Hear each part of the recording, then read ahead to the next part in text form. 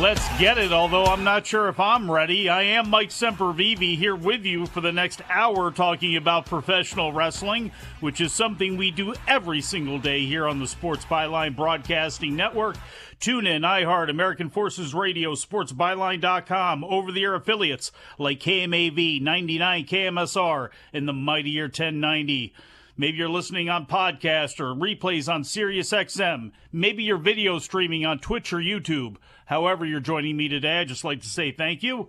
Hopefully wherever you are, it's sunny outside, and if not, hopefully it's sunny inside your mind. I was going to say it was a beautiful sunny day here on my portion of Delmarva, but as I look out the window here past this huge box light that is blinding me right now, looks like it has turned a little bit gray out there.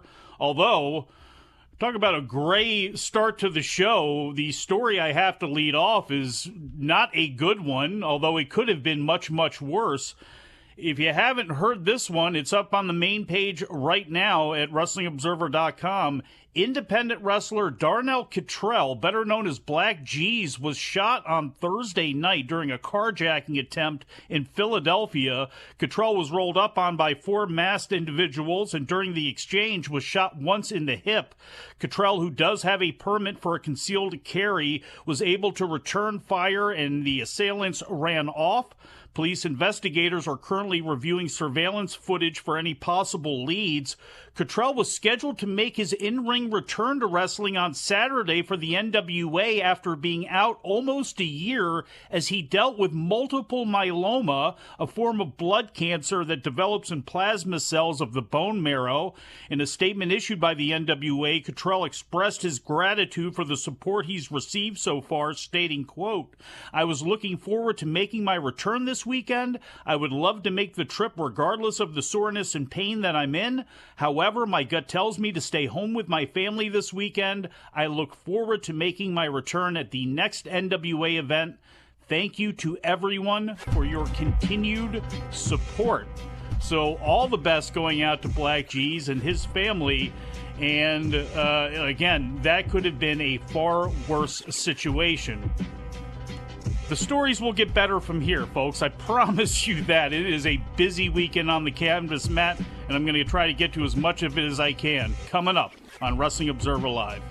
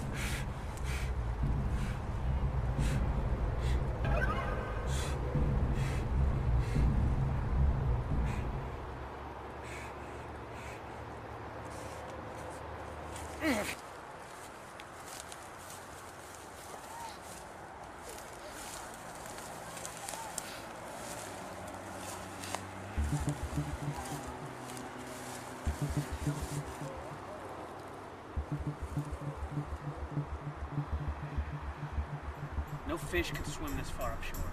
Yeah. Shoulders ran like the wind, but he could find no peace.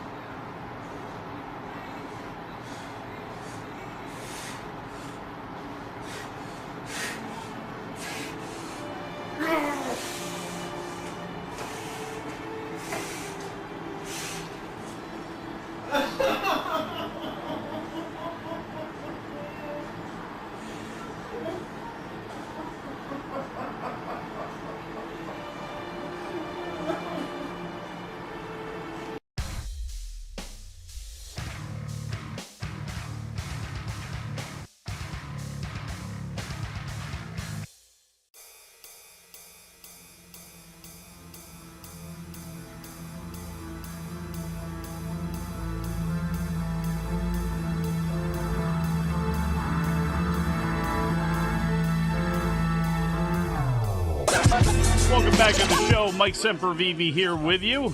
You know, we do this show right here, Wrestling Observer Live, for an hour at a time. But if you want us 24/7, you can try to find us on Twitter/X. I am at Sempervive. Brian is at Bryan Alvarez. Filthy Tom Lawler's at Filthy Tom Lawler. The timeline for this show is at WONF4W. And the broadcaster is at Sports Byline USA. Jim Valley is at Jim Valley. He'll be here with you tomorrow on Saturday, 1 p.m. Eastern Time, 10 a.m. Pacific. And then Andrew Zarian, at Andrew Zarian, he's here with you on Sundays starting at 6 p.m. Eastern, 3 Pacific. Make the wrestling news part of your day as well. Everything you need to know to get your day started, get you up to date, or get you to your favorite wrestling review pod like Dave and Brian on Wrestling Observer Radio. Each episode of the Wrestling News is between 5 and 15 minutes long every day, 365 days a year. No clickbait, no speculation or rumors, just the news you need to know. Find it wherever you get your favorite podcasts, or head on over to thewrestlingnews.com and at Wrestling News AV on Facebook and Twitter. Who said this? Was it you, Michael Bubble, or Michael Bublé, 4422? Who apparently is getting his messages deleted in here by DJ Convoy. Do I want Bill Belichick in Atlanta? No, I don't want Bill Belichick in Atlanta. Why would I want Bill Belichick in Atlanta? Just to rub in the fact that, 28-3 happened? No, I don't want that. Man is in his 70s, for God's sakes. We're not getting rid of Rich McKay. He's still going to be running football operations, so Bill Belichick on the field for Atlanta? No, doesn't work for me whatsoever. Antonio Pierce, if the Raiders decide to lose their mind and throw a bunch of money at Jim Harbaugh, I'll take him. From there, I'm not real sure. I wonder if Nick Saban would want to come up. Never mind. Don't want to think about that right now. And God knows we don't want to get Brian sent any emails because I was talking about football, even though football is going to impact some of the wrestling you're going to be watching this weekend. Bulk of the games on Sunday. There is a game on Monday. I think at least one on Monday, but there are two on Saturday. Although one of them is on Peacock. It's going to be interesting to see what that number does. Saturday, Cleveland and Buffalo are at 4:30.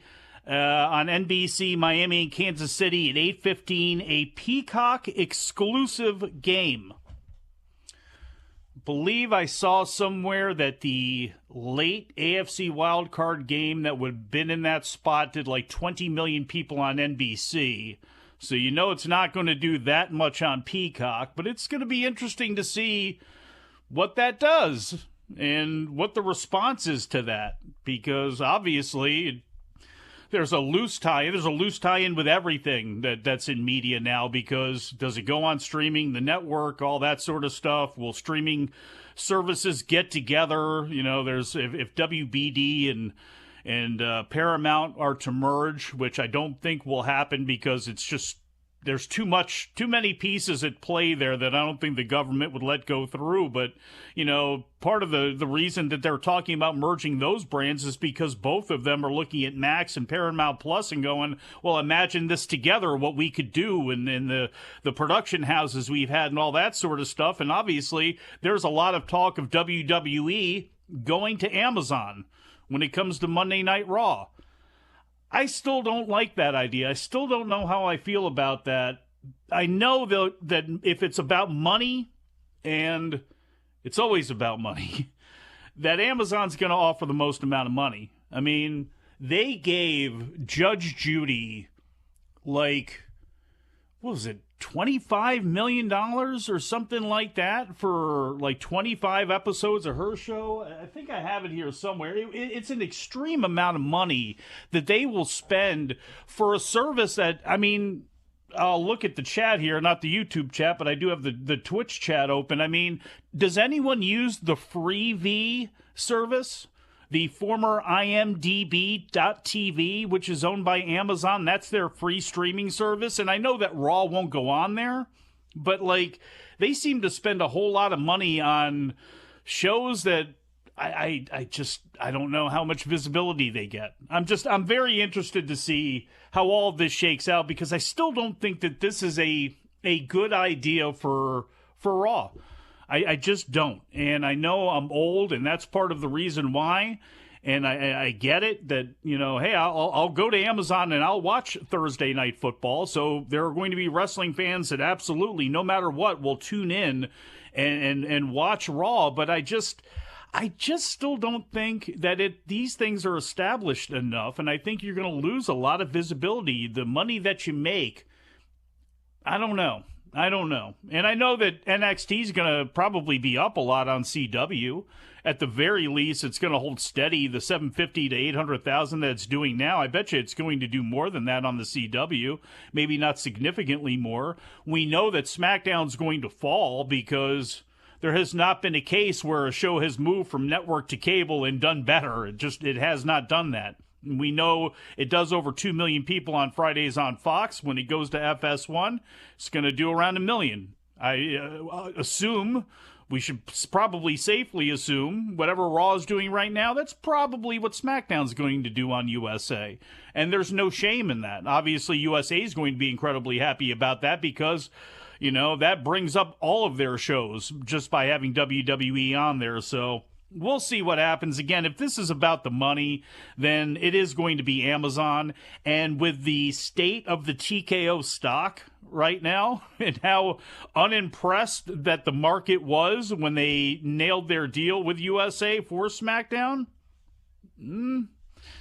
well, you'll probably want to make those people happy as much as you can, and that's probably going to be the highest bidder, and that's probably going to be Amazon. But got a bunch of stuff that is far more pressing right now, which includes the speculation that Roman Reigns and The Rock could take place at Elimination Chamber as opposed to WrestleMania. Well, Dave Meltzer in this week's Wrestling Observer newsletter has thrown some cold water on that, as Reigns isn't even scheduled for the show. This was posted up to the main page of WrestlingObserver.com today by Joseph Courier. Meltzer wrote in the newsletter, quote, regarding the Reigns versus Rock match, while I presume it's WrestleMania and could possibly be a three-way with Cody Rhodes, what we did have confirmed is that the Australia rumors are not accurate. Reigns is not even scheduled for the show. He's never been advertised, and there are no plans for him on that date right now. That show is being held at Optus Stadium in Perth, Australia on Saturday, February 24th. The Rock made a surprise return to WWE on the Day 1 edition of Raw. At the end of the appearance, Rock teased that he wants to face Reigns and take his spot at the head of the table. Paul Heyman then came out and cut a promo on SmackDown last week responding to The Rock's comments. Heyman said that Rock has not been invited to the table, nor will he. At one point last year, a Rock against Reigns match was tentatively planned for WrestleMania 39, but didn't end up happening. Obviously, we got Roman Reigns against Cody Rhodes. Rhodes told Sports Illustrated earlier on this week that despite the returns of both The Rock and CM Punk, his goal is still to headline WrestleMania 40 in April against Reigns, saying, quote, The Rock is the great one. He's still electrifying. CM Punk is one of the greatest stars in the history of wrestling. I know what I'm up against. Look at the roster. It's loaded with stars, but that doesn't bother me. I'm not flinching. I'm not rooting against anyone else. I'm just working to make it happen, end quote. Reigns' next undisputed WWE Universal Championship defense will be at the Royal Rumble later on this month. He is defending against Randy Orton, LA Knight, and AJ Styles in a fatal four-way match. Going to be really interesting to see how all of these things play out. There's a lot going on in that universe right now, especially when you throw in the names of CM Punk and Seth Rollins and Drew McIntyre and Money in the Bank briefcase holder Damian Priest. But a lot going on there. Still got a lot to go on this show. We'll be back. Wrestling Observer Live.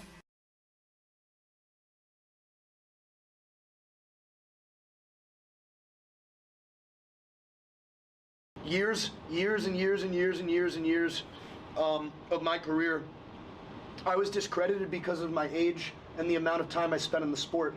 But I think there's honestly a vast group of people that are wrestling fans that have no idea that when I was on the independent circuit, I was driving 12 hours, 4 times a week to wrestle in front of 20 people with 20 freaking teeth combined. and I earned my spot. And sure, it might not have taken me as long as some of the guys that were sunning me that were, let's be honest, never was 30-milers.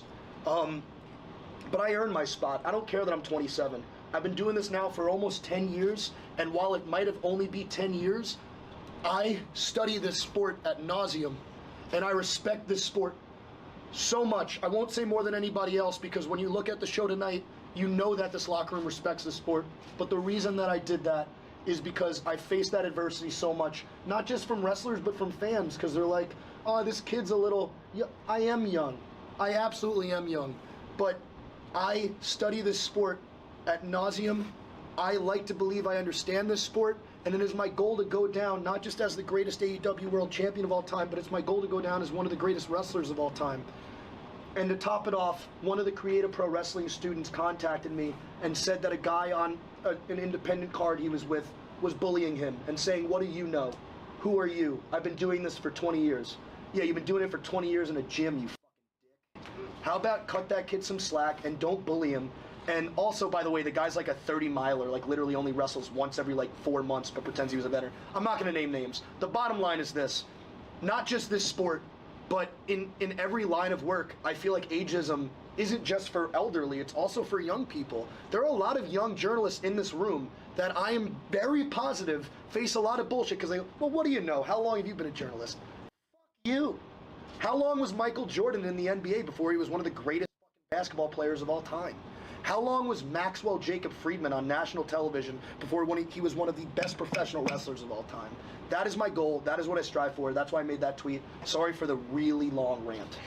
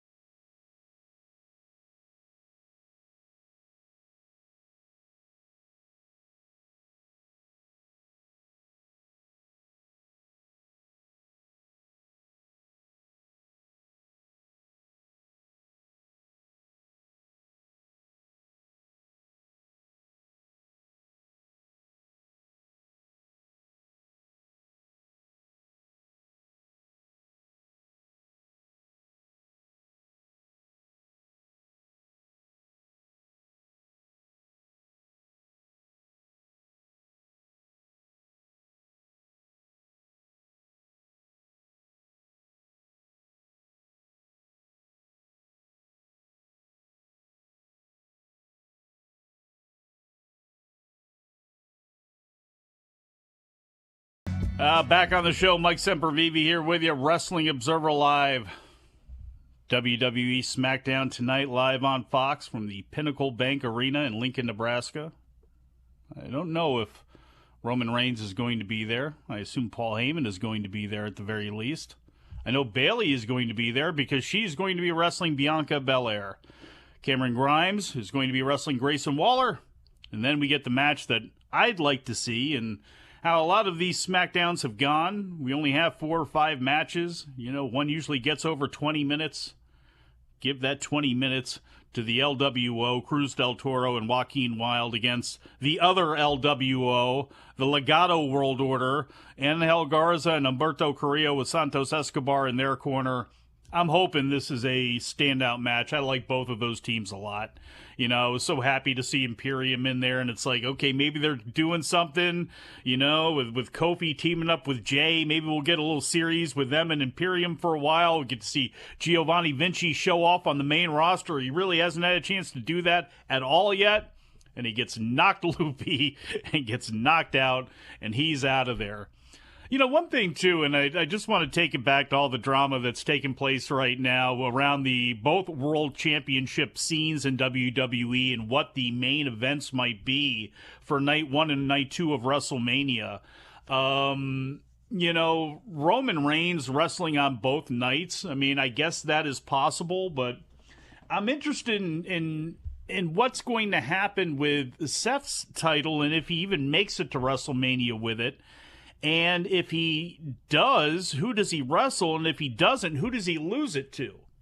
Because I know Damian Priest has had that briefcase for a long time, but as Drew McIntyre brought up on Raw this past Monday night, you went in there to cash that thing and you screwed up my shot. You screwed everything up for both of us. And the way things have been leading, it certainly feels like Drew McIntyre is going to be welcomed in to the Judgment Day, and Damian Priest will be going out of the Judgment Day.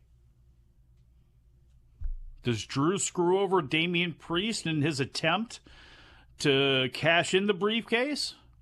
Or does he beat Damian Priest for the briefcase and go on and try to cash it in himself? I would assume that he's going to screw up Damian Priest, but then in that case, if that happens before Mania, well, then who does Seth face?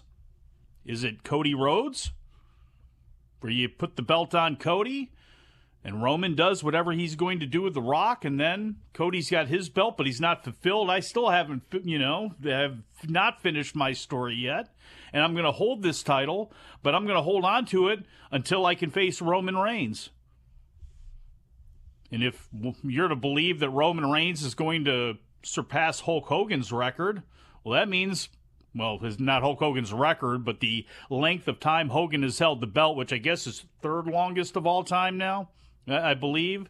If it's, it would definitely be Bruno first, and I guess it would be Backlund second at that point, and then Hogan. Well, if that's the case, and Roman's got to hold it to Mania of next year in all likelihood, right? I don't know. It's interesting, though, how they're going to try to move all these pieces around and how happy everybody's going to be by the time the thing is over.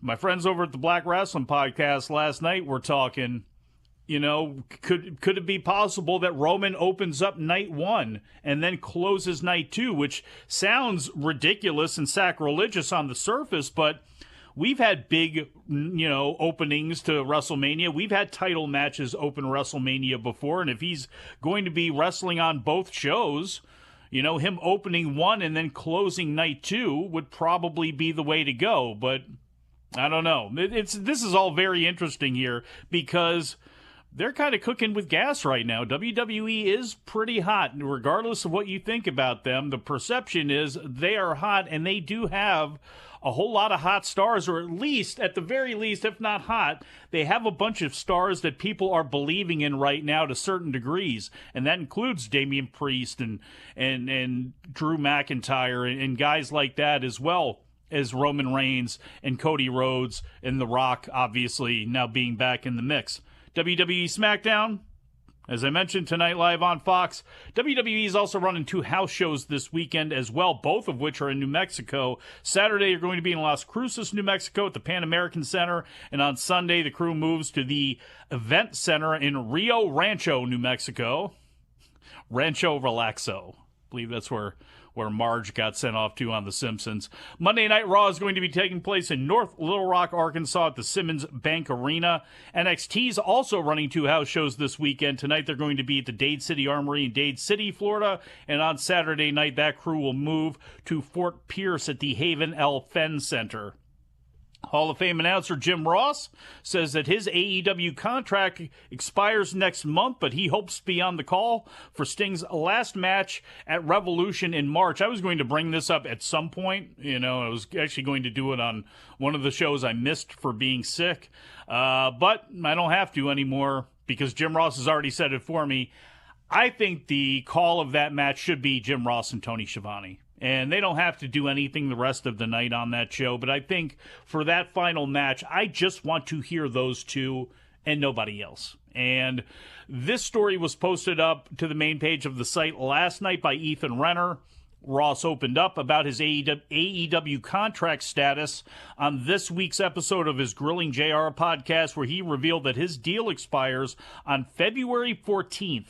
Ross also said that he had a conversation with AEW owner Tony Khan about being on the commentary team with Tony Schiavone for Sting's retirement match set for March 3rd. Quote, I mentioned that to Tony Khan last night. He agreed. It's only right. It makes sense. How can I say this without sounding like a turd?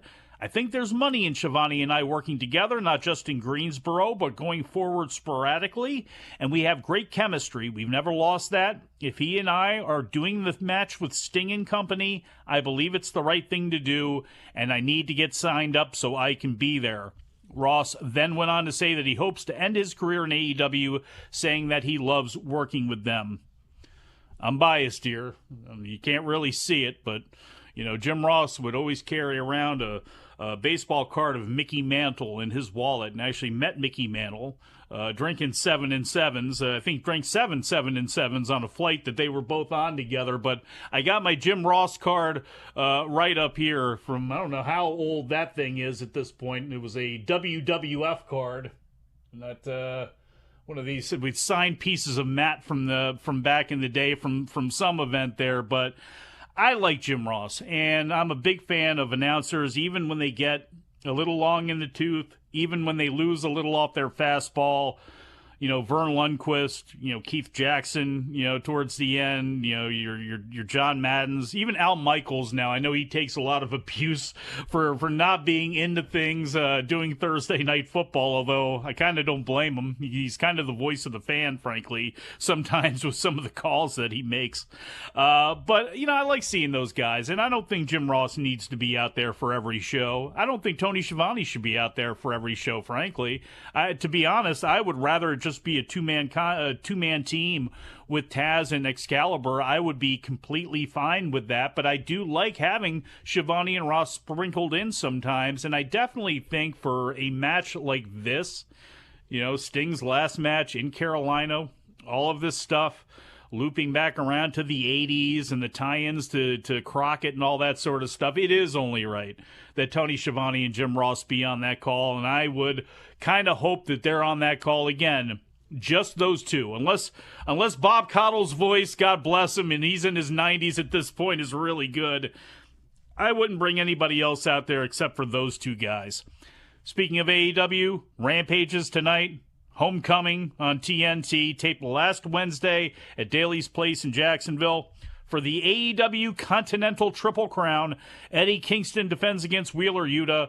During his promo on Dynamite Wednesday night, Yuta made sure to point out that Eddie may have beaten the rest of the Blackpool Combat Club during the Continental Classic, but he did not beat him.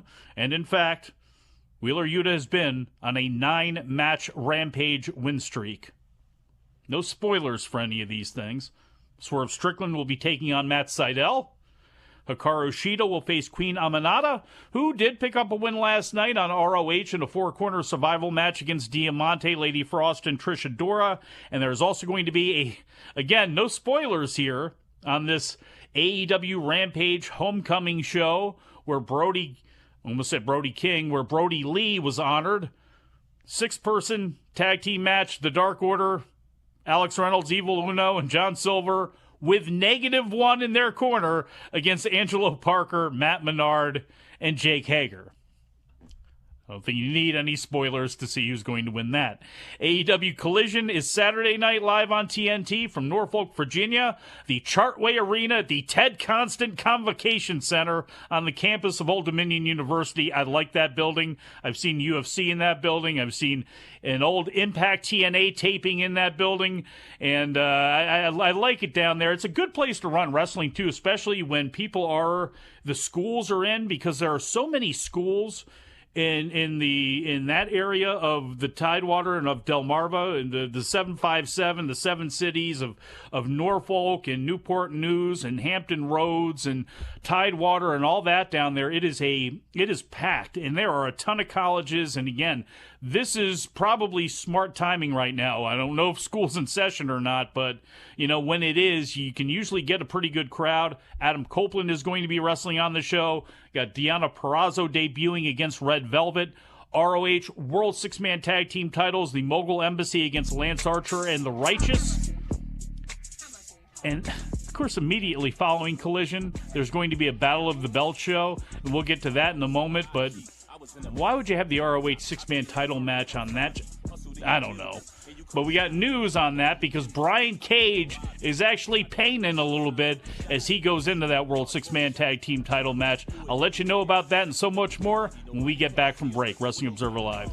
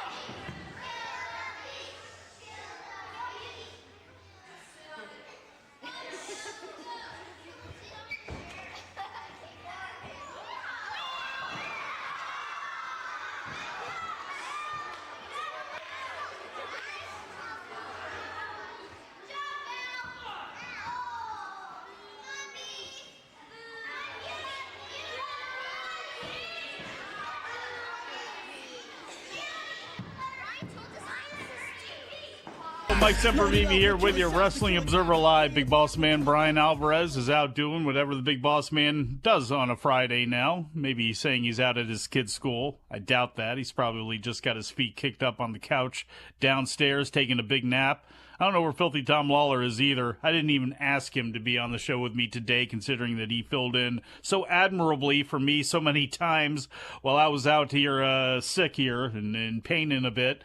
And speaking of pain, as I mentioned, Brian Cage is in some pain right now. On Instagram Thursday, he wrote that he's been dealing with a torn lat muscle, which he injured during the fatal four-way match on the January 3rd episode of Dynamite. Cage said that it happened when Trent Beretta gave him a German suplex from the second rope.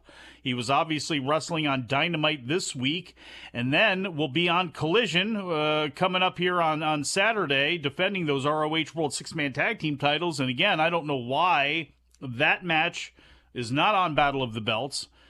I believe there's two matches that have been announced for Battle of the Belts. I'm sure they're going to add one more here, but Julia Hart against Anna Jay for the TBS title, and the AEW World Tag Team title, Big Bill and Ricky Starks against the ever-popular Chris Jericho and Sammy Guevara. So going to be very interesting to see how that plays out.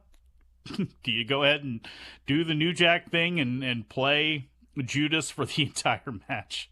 I don't know if that's ultimately going to work. You know, it worked for New Jack. It worked in the match with Moxley where they played Wild Thing, and Brian was right about that. Dave was wrong when people were, they were sick of it. No, it's like the joke where it plays once and people laugh, and plays twice, people laugh, plays that third time, and people growl a little bit, but then it just keeps happening, and it's just so ridiculous you got to go with it, just like the New Jack thing. I don't know if it'll work in this case with Judas, but we'll see what they do there.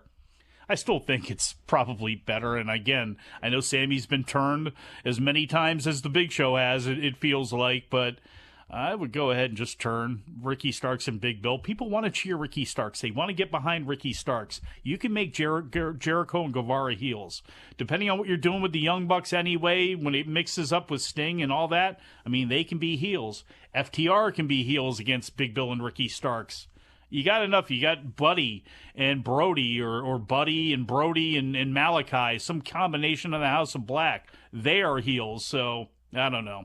Big Bill and Ricky Starks, again, I'd like to see them as baby faces, but we'll see. Got some ratings news on AEW. Wednesday's edition of Dynamite notched 797,000 viewers on TBS, according to WrestleNomics. That was down slightly from last week's 801,000 viewers, second lowest audience for the show since October 25th. If you're looking for the silver lining, in the key 18 to 49-year-old demographic, the rating was a .29, up nearly 12% from last week. So the show started off big but again, it tends to start off big with the lead-in that it gets from Young Sheldon or Big Bang Theory, whatever the hell it is there. It started off with 1.001 million people,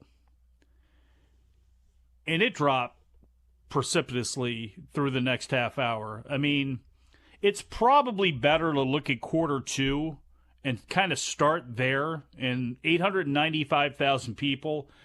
But then at 8:30, it fell to 795, and it's like, that's not good. Bounced back up to 915,000 viewers, and then really fell. And the last second hour averaged out to only be 700,000, and that doesn't include the 688,000 overrun for the 4 minutes that it had. But I mean, this seemed to be a case where, you can throw out the first quarter sometimes because, to me, you are getting this lead in, but it felt with this one that, like, there were a lot of AEW fans as part of that literally did tune in and then went, okay, we'll come back later. Because obviously at 8:45 to 9, which I'm sure was to see what was going to happen, in the over, the 9 o'clock or the 8 o'clock turning into 9 hour. I mean, 915,000 people. That did its highest number for 18 to 49, so 465,000 of them. And then it collapsed in that last quarter hour of 9:45 to 10 o'clock for a match that was very exciting. It was very fun with Darby Allin and Sting against Konosuke Takeshita and Powerhouse Hobbs. I mean, again, all stars on paper. 636,000 people in that last 15 minutes. And that's rough. No matter how you cut it, that was rough and a surprise. I would have figured that it would have held a lot better, but unfortunately it did not. Does it matter to WBD? Maybe. Maybe not. But regardless, they're going to put out a press release saying that they're happy because they're happy enough with what AEW is doing right now. They put out a media release, as all networks do, to hype up their programming, and AEW had its ratings and viewership success in 2023 touted up. WBD wanted to point out AEW programming on both TBS and TNT ranked in the top 10 of all cable programming 72 times in what they call the coveted demo of under 50. 50 of those occurrences ranked in the top 5 of the demo. AEW programming on TBS and TNT reached 15.6 million viewers in the fourth quarter, up 3% year over year. And AEW programming reached nearly 4 million viewers each week across TNT and TBS. So there you go. There's the hype from WBD. We'll see if their negotiations with WWE go anywhere or if AEW stays put. Kind of hope for AEW's sake that they just stay put. And WWE does take a deal somewhere else because, you know, for AEW, if WBD is going to get in the WWE business and they're going to be in the NBA business, and I would assume that they're going to be in the NBA business, regardless of what happens with WWE, I mean, they're not going to want to throw money, I wouldn't think, that much at two wrestling groups. I don't believe that's going to happen. And then in that case, man, I don't like AEW on Amazon, that's for sure. If I don't like WWE on Amazon, I really don't like any thoughts of AEW being on Amazon. And then from there, what do you do?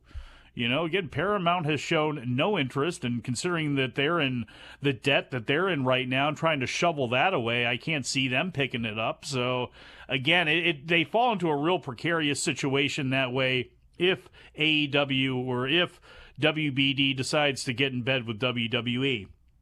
In some other television news, Vice's Dark Side of the Ring is set to return for a 5th season, according to a PW Insider report on Thursday.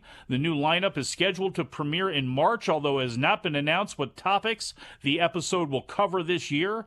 Dark Side debuted in April of 2019 and has previously covered such subjects as the murder of Bruiser Brody, the death of Owen Hart, and the tragedy of the Von Erichs, which I saw after the release of the Iron Claw, that they put up in its entirety on the Vice YouTube page. So if you are one of the people out there who has no access to Vice, they have put up some of those dark sides, as I mentioned, including the one that they did last year or 2 years ago on the Von Erichs, is now up in its entirety on their YouTube page.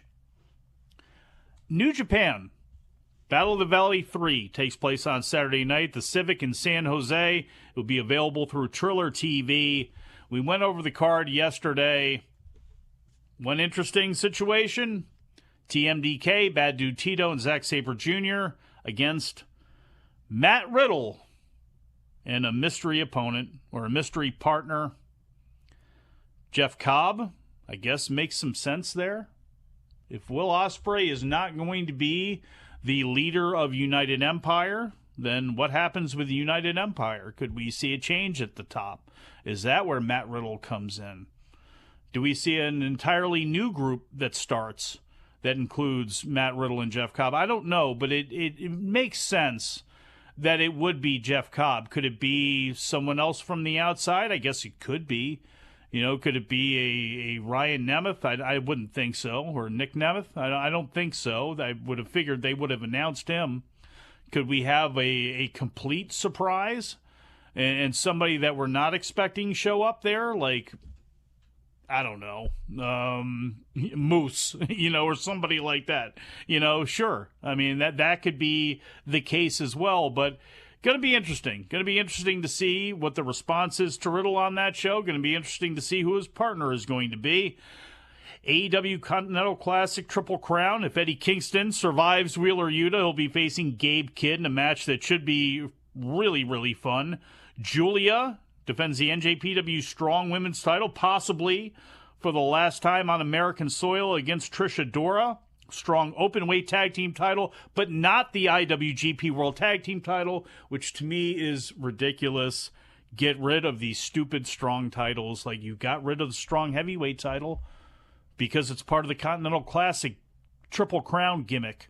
You've gotten rid of Strong off the branding of these shows. They're New Japan shows. Stop it with the Strong titles, please.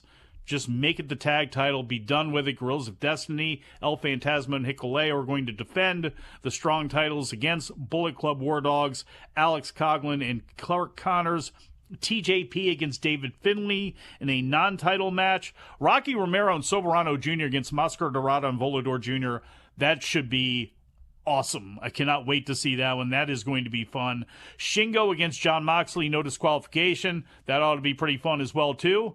And, of course, well, there's the main event, too. But should mention Fred Rosser, Jacob Fatu, and Shota Umino against Team Filthy. I'm not feeling good about Team Filthy's chances there against that very unique lineup of Shooter, Jacob Fatu, and Fred Rosser. Interesting combination there. And the main event, Kazuchika Okada against Will Ospreay. The last time that those men are associated with New Japan on a New Japan show against each other, it's possible. Obviously, Ospreay's signed by AEW. He's going to be starting up there full-time in the first quarter or after the first quarter of the year here. And Kazuchika Okada, where will he go? Will he stay in New Japan, or is he going to be on his way to WWE or maybe even AEW? We're going to find out.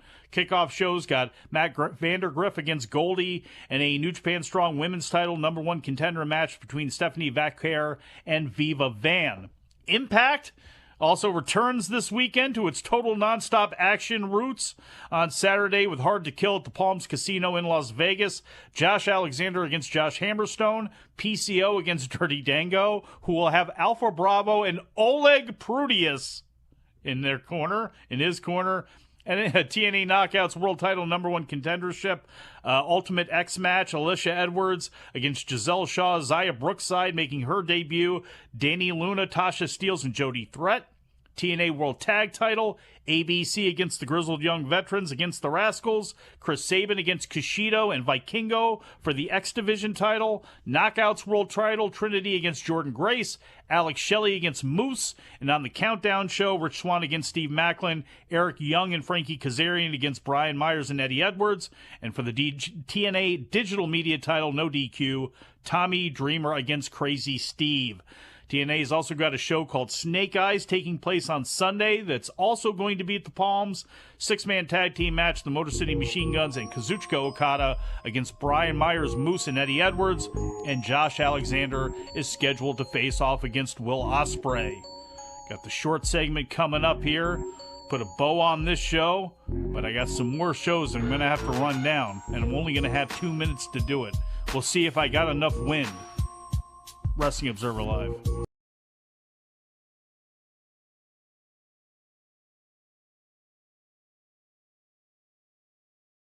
Not signed, but we had a great conversation. It came about, of course, there was some unfinished business. They had that match, and I thought it would be great for our fans to settle it in the ring. And at the Wrestling Revolver show, they had the tag match, and to be honest, I'd spoken to them, and I thought it would be great to have a match and build some interest, and then have the story come back to Ring of Honor, where Athena is the Ring of Honor Women's World Champion.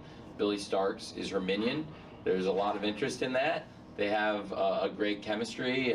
For people who don't watch ROH every week, there's some really exciting things happening there. And Athena's reign as the Women's World Champion of ROH and Billy Starks as her minion, it's some really entertaining stuff. And I thought that it would be great to see that tag team against two of the horsewomen, being Marina and Ronda Rousey. And Ronda was happy to come here, and she was great. The crowd was really excited to see her, and it was a great match. We'd love to have her back sometime. It was really fun being out here. She's a local. She's lives nearby, and that really helped make it possible. So anytime it's convenient, we'd love to have her back because she was tremendous. It was a great match. Yeah, she was at AEW All In, and it was great having her as a part of the show. I have a ton of respect for Mercedes Moné. We'd love to have her anytime in AEW, and I think, she's had great experience also with our partner New Japan Pro Wrestling, and so she would be a great addition to AEW anytime, and we'd always love to have her here. I have a ton of respect for her and have had great conversations with her, and I think the world of her. It is at the very top. I don't know where it ranks, but it's we all know, it's not a secret that Jon Moxley is one of the best professional wrestlers in the world. He'll go down as one of the best professional wrestlers ever, and he is tough. His skull hurts when I punch it. There was a time where Jon Moxley, put the company on his shoulders, and he carried it through some tough times, and there is so much respect I have for Jon Moxley, and I knew that this mountain of Jon Moxley that I had to climb would be very, very, very difficult. And I feel very grateful that I had the opportunity to fight him again, and I also feel very, very grateful that I beat him, because it's something that I never thought possible. Especially this past month, I wrestled Claudio Castagnoli and pinned him. Like, it's crazy. I am wrestling top anywhere in the world wrestlers, and I'm pinning them.